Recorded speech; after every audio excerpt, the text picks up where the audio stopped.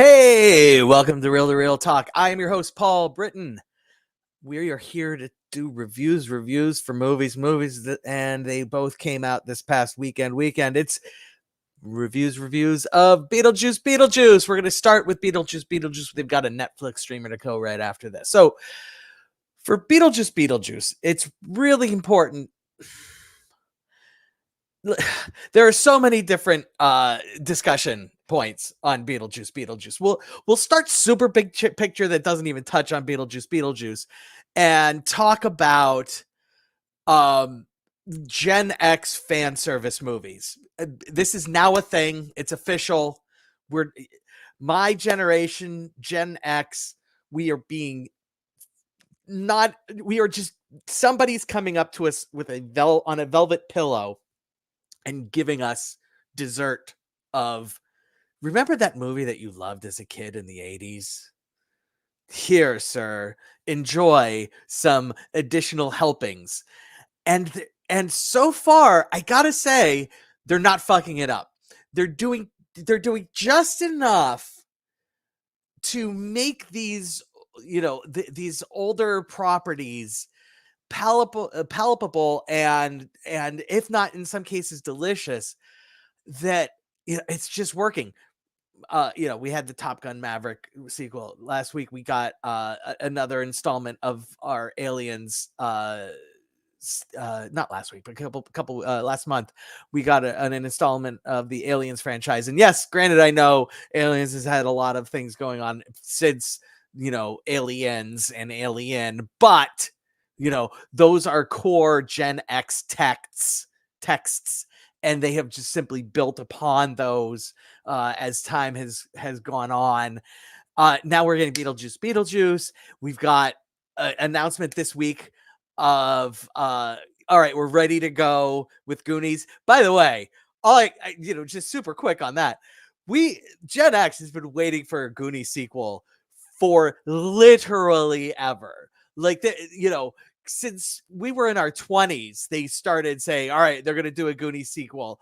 And then we were in our 30s and they're like, all right, we're going to do a Goonies sequel. And everybody's like, we got to hurry up on this because Corey Feldman's not going to make it. Then we hit the 40s and they're like, all right, we're going to do, and now we're approaching our 50s and well over half of the generation will be 50. And we'll be like, and they're going to be like, okay, Corey Feldman made it to 50. We need to give him something to do. Here you go. You know what that means. And I'm planting the seed in everyone's head, and I'm hoping that people listening just instantly thought the exact same thing I thought, which is, we're getting a Ferris Bueller's Day Off sequel. It's the only other movie that's like, this is really ripe for what are these people like as adults. Because Breakfast Club, it's like, all right, I don't know that I really want to. There's no way that those five people are still associated with each other. Way too much. Maybe they found each other on Facebook. And if they, and we're probably 20 years too late for the, not 20, 10 years too late for the, hey, I found you on Facebook. You happen to live, a town over, and like the Facebook hunt for Breakfast Club. But Ferris Bueller's Day Off, those three people kept in contact. Even if Mia Sarah's character, whose name is escaping me at the moment, and Ferris and Cameron, even if Mia Sarah and Ferris are no longer dating, they're still keeping in touch on some level, that's not going away totally. And even if they didn't, like, you could sell it to me, you can sell it to me. I'm not going to buy that so much that they got married, but that they're keeping in touch. Yes. Or even maybe that's the impetus. We're getting the Ferris Bueller Day Off movie. I have no news on that. I'm just saying it because it's the natural progression. If you're doing good, if you've done Beetlejuice, which in talks forever, and then you're giving us Goonies, the next logical is Ferris Bueller. So that's on the horizon. Let's talk about Beetlejuice Beetlejuice. We'll go one big picture. We'll go a slightly bigger a slightly smaller picture, but still big picture. Tim Burton. Tim Burton was just ridiculously influential on Gen X. So it started with Pee Wee's Big Adventure, and so I was a huge Pee Wee Herman fan from the HBO show. Okay, and then Pee Wee's Big Adventure came out. I'm like, oh shit, uh, you know. And by the way, if you haven't ever seen the HBO special, Google it, YouTube it. I'm sure it's out there, easy to find. Original Pee Wee Herman special with Phil Hartman as Captain Carl. So we got Pee Wee's Big Adventure. The director, who cares?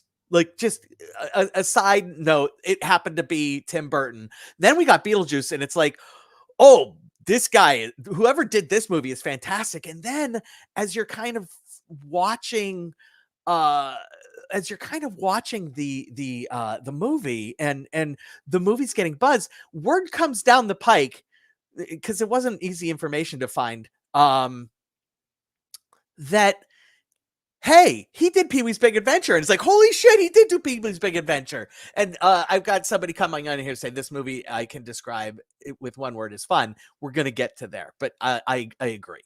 Um, and then from there, like, it just became Tim Burton. Like, it was just, he did Batman, Edward Scissorhands, which followed up Beetlejuice, was just like a transcendent, like, generational feel movie, and it really did a great job of cementing his bona fides. And then, I mean, look, Mars Attacks and Ed Wood, and it's so much genre mood films. Nightmare Before Christmas, even though he didn't direct it, he was clearly, he was clearly involved in it heavily. And and and he became a name. He became a thing. He was every bit as big as Steven Spielberg. Don't even think for a second he wasn't. He was, it was Tim Burton's. It was Steven Spielberg. It was George Lucas. It was Tim Burton. It was like, those were the big, huge names, the guy who directed Ferris Bueller's Day Off, I'm all over the place. Point being, Tim Burton was huge. And then he started doing stuff that people didn't like so much, because he started catering or tailoring his movies more to be a Pee-wee's Big Adventure type of kids jaunts, and a lot of remake spin-offs type of thing, that people just kind of decided, you know what, we want your original stuff. And his original stuff still worked. And some of his remakes and spin-offs were good, adequate, okay. I loved his Alice in Wonderland stuff, but he stopped being the consistent home run hitter that he was when he was making original stuff. And I feel like he's lost a little bit of his luster, where Tim Burton isn't going to necessarily instantaneously be, yes, we got to go see the new Tim Burton movie. And so there was some trepidation behind Beetlejuice. But here's the thing: is Beetlejuice was a Tim Burton like original. And so if you're going to give Tim Burton some a universe to expand on, we shouldn't have doubted that he would be able to do something decent with a university created in the first place. And here's Beetlejuice. And just up front, I'm going to say some negative things. You have to believe me when I say this movie is 100% fun. If you liked the original, you absolutely have to see this in a theater. It looks like a lot of people did. Made 110 million. That's, I think, the third or fourth largest opening weekend of 2024.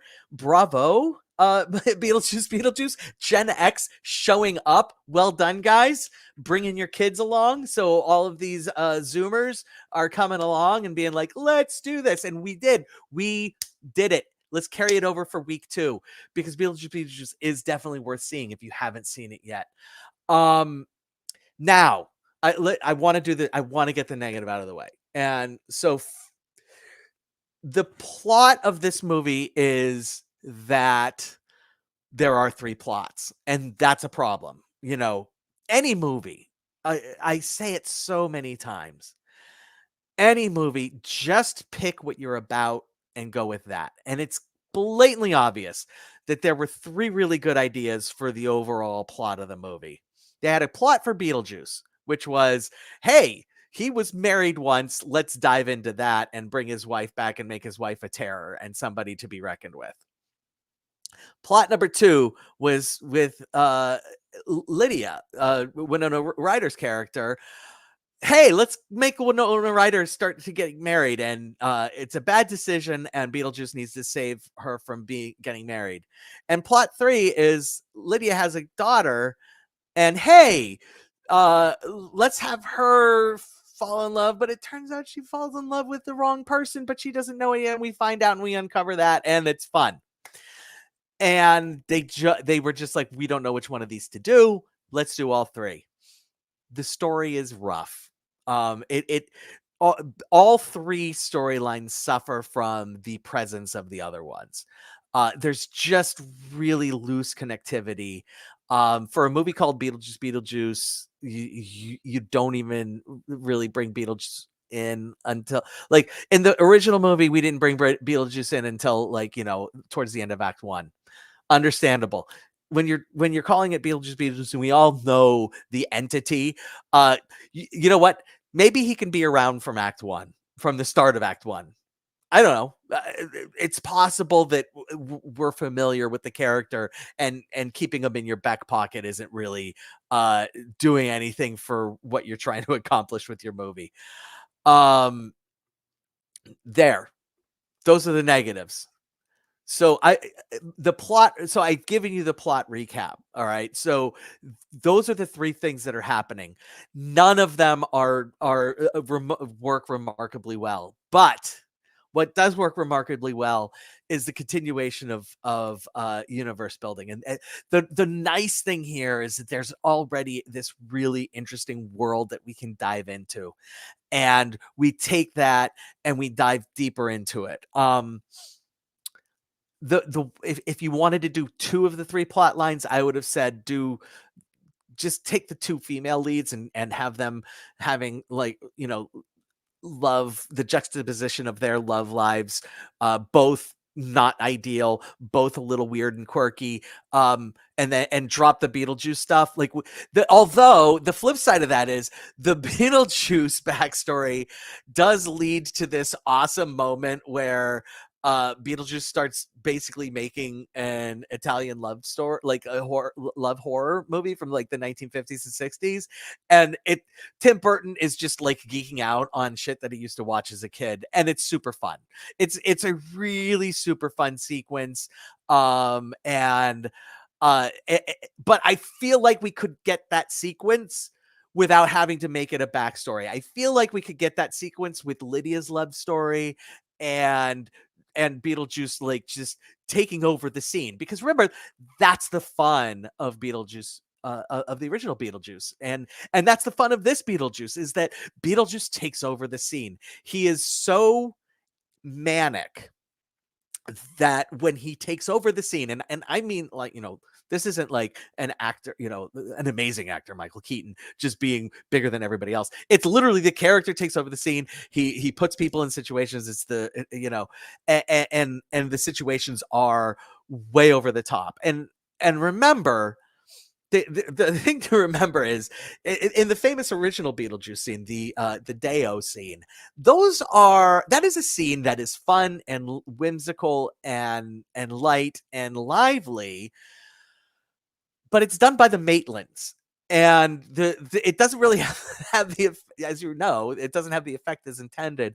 All the Beetlejuice scenes, when he takes over, when he's trying to be personable, like when he's trying to be the salesman, when he's trying to be the pitch man, it's over the top fun. And then when he's trying to like just be the presence, it's scary and over the top. And it's such the dichotomy there in that original movie just works so well, and it continues to work well here. Unfortunately, there is another scene there. We get the song, the basically we'll call it the ubiquitous movie song video. scene, much like the Deo scene. And in this one, man, they picked a bad song. Like, so this is a mild spoiler alert, I guess. So where's my spoiler alert? Okay, show spoiler alert. Like, just skip 5 seconds, 10 seconds. They picked MacArthur Park as the stand-in for Deo, and if you know the song MacArthur Park, there's absolutely no way that song can be fun in any context. And guess what? The context that it's used here, not fun, not interesting. I wish they'd picked any. Like, there's a pantheon of songs, hundreds of thousands of songs. Warner Brothers catalog is, one of the largest song catalogs on the planet. Pick anything else. All right. That's my comment on that scene. But the song aside, it's a super fun scene. There's just so much that's fun. Danny DeVito pops up in the first act. Super fun to have Danny DeVito be a curmudgeon janitor. Um, uh, there's just so much going on in this movie. Even the storyline with Lydia's daughter, it's really the strongest storyline. It really is.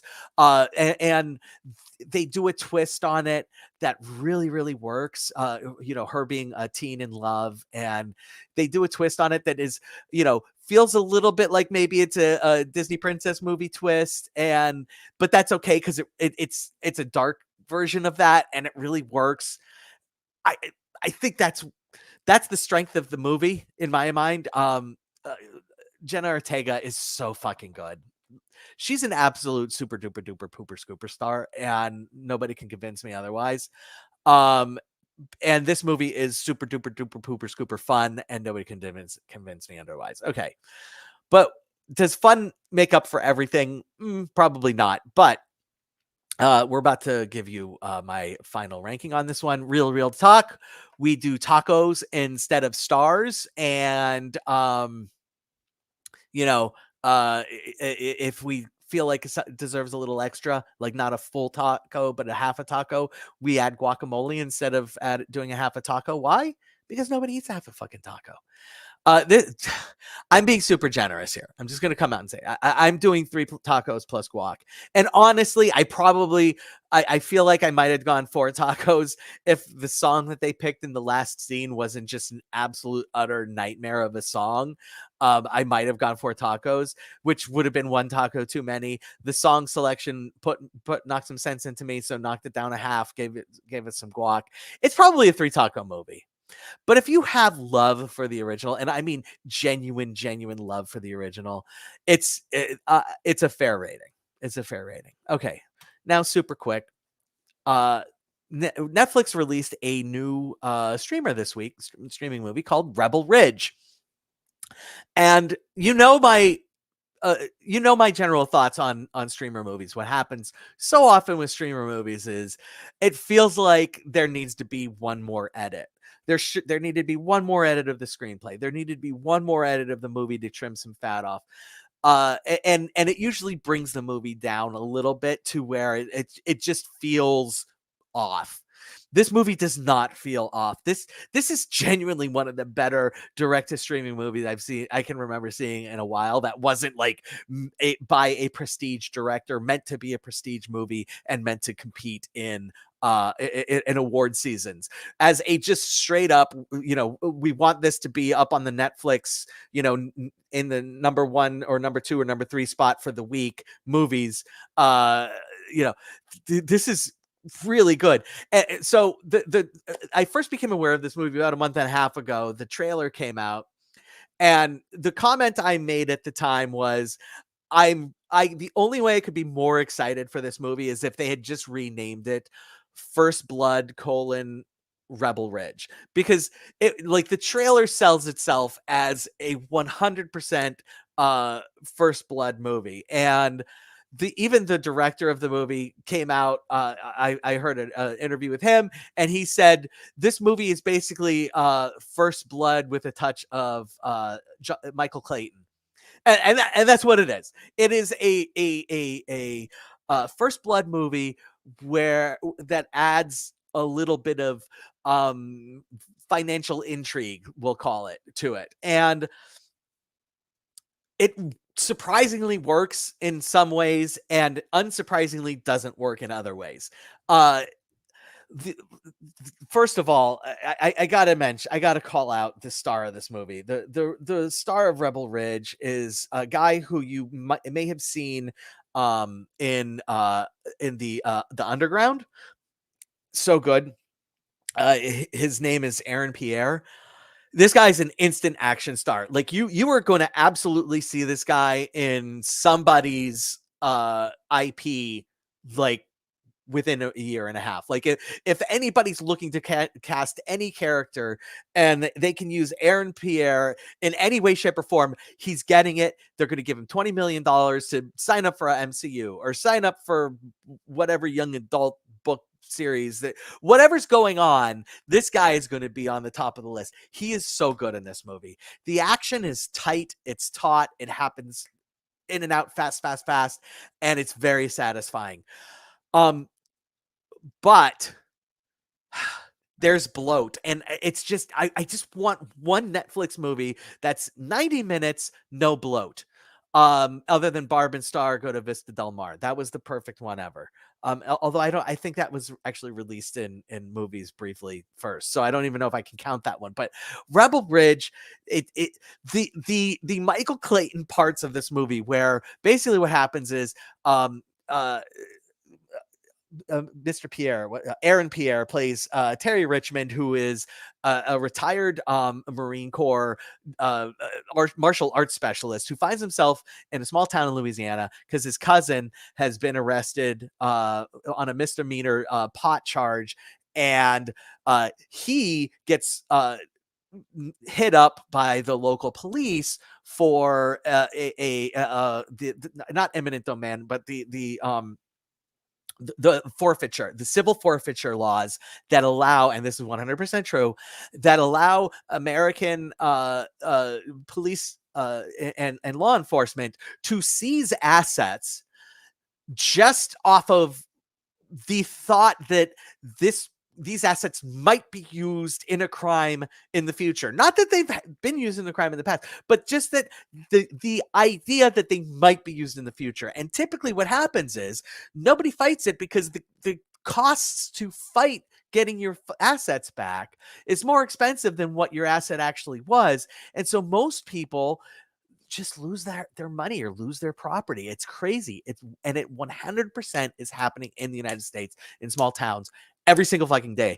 It's disgusting and gross, and it gets you on this guy's side immediately.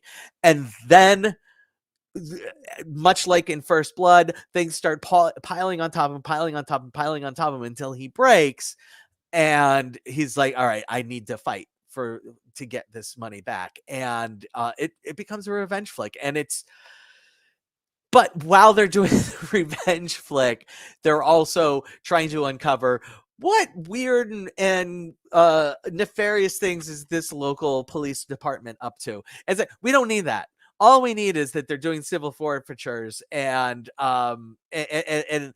that's all we need.